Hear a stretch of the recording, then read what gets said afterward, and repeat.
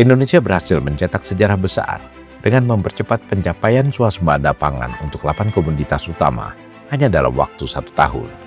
Prestasi ini melompat jauh dari target awal yang dicanangkan untuk diraih selama 4 tahun, sebagaimana yang disampaikan dalam pidato Presiden RI pada sidang tahunan MPR Jumat 14 Agustus 2026. Di tengah dunia sekarang yang sangat khawatir terhadap kelaparan massal akibat kesulitan pangan dan cuaca yang tidak menentu, kita alhamdulillah dapat saya laporkan di majelis ini soal pangan, soal makanan untuk rakyat Indonesia, kita berada dalam keadaan aman dan kita akan mampu menghadapi tantangan-tantangan termasuk tantangan El Nino yang katanya tahun ini El Nino-nya akan berarti El Nino yang paling dahsyat. Di tengah bayang-bayang kelaparan global, Indonesia justru berdiri tegak dengan kondisi pangan yang aman dan mandiri. Keberhasilan ini menjadi bukti nyata dari keberanian merombak regulasi, kerjasama lintas sektor, serta penguatan fondasi ekonomi dari tingkat desa.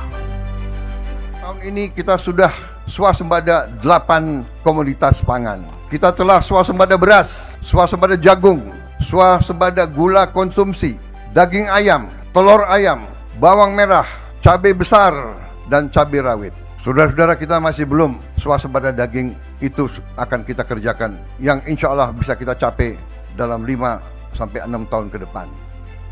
Kunci utama dari akselerasi swasembada ini terletak pada reformasi radikal di sektor hulu pertanian, khususnya tata kelola pupuk. Pemerintah mengambil langkah berani dengan menghapus 145 aturan birokrasi yang selama ini menyulitkan distribusi. Dampaknya sangat signifikan.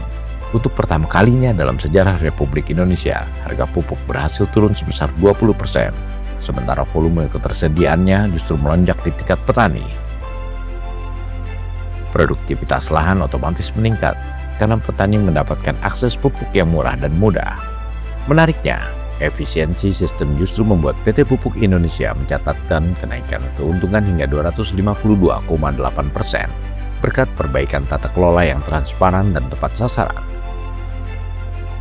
Keberhasilan swasembada 8 komoditas ini nantinya diharapkan mampu menggerakkan ekonomi di kalangan pedesaan, ditopang dengan program Koperasi Desa Kelurahan Merah Putih. KDKMP hadir sebagai motor penggerak ekonomi desa melalui 5 fungsi strategisnya. Pertama, pusat distribusi barang bersubsidi, di mana KDKMP memotong rantai distribusi yang panjang dan menyebabkan harga barang naik ketika sampai di tangan warga. KDKMP memastikan barang bersubsidi seperti gas melon, minyak goreng, obat-obatan, dan pupuk subsidi akan sampai ke tangan warga dengan harga-harga resmi. Apalagi Presiden telah menegaskan mandatnya, barang subsidi harus disalurkan melalui KDKMP. Kedua, jalur kredit mikro usaha rakyat. Petani diberi akses terhadap pembiayaan usaha rakyat dengan bunga rendah yang disubsidi negara, membebaskan mereka dari jerat dan tenir. Ketiga, rumah bagi produk UMKM desa dan menghubungkan masyarakat desa dengan pasar yang lebih luas di berbagai daerah. Keempat, logistik efisien, harga murah, dengan kendaraan niaga dari pemerintah. KDKMP bisa menyalurkan barang langsung dari pabrik ke konsumen desa, memangkas biaya logistik secara maksimal.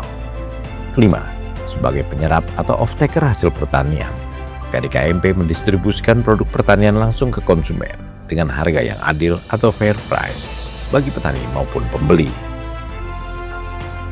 Melalui 5 fungsi tersebut, KDKMP menjaga keberlanjutan swasembada pangan agar produktivitas yang sudah tinggi di tingkat desa dapat dikelola dengan baik, dan para petani sebagai ujung tombak swasembada pangan mendapatkan harga yang adil, tidak lagi dipermainkan oleh tengkulak dan middleman. Saat ini, kelima fungsi KDKMP tersebut tengah dipersiapkan terkait kerjasama dengan berbagai pihak. Ketika kelima fungsi tersebut berjalan sepenuhnya, KDKMP akan mentransformasi wajah pertanian kita. Koperasi Desa Merah Putih ini bukan sebuah gerai retail, tapi Koperasi Desa Merah Putih ini adalah alat atau tempat negara mendistribusikan semua barang-barang subsidi yang menjadi milik masyarakat desa. Kemudian disitulah Koperasi Merah Putih itu hadir sebagai patron Harja sebagai patron untuk mendampingin petani mulai dari bibit, pupuk, pestisida, kebutuhan hidup, kebutuhan finansial, dan selanjutnya Koperasi Merah Putih akan menjadi off-taker daripada produk-produk di desa tersebut. Lebih jauh lagi, pencapaian swasembada pangan dan penguatan KDKMP ini menjadi pilar utama yang menyokong keberhasilan program Makan Bergizi Gratis (MBG). Program MBG membutuhkan pasokan bahan pangan yang stabil, berkualitas dan berkelanjutan untuk memenuhi kebutuhan nutrisi anak-anak serta ibu hamil di seluruh pelosok negeri. Dengan tercapainya swasembada pada 8 komoditas utama, pemerintah tak perlu lagi bergantung pada impor yang rentan terhadap gejolak harga global.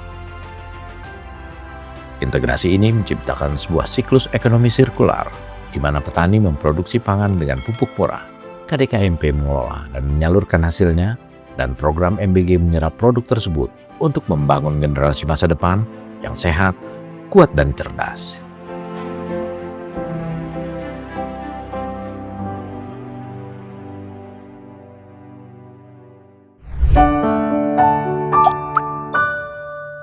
Men of our time.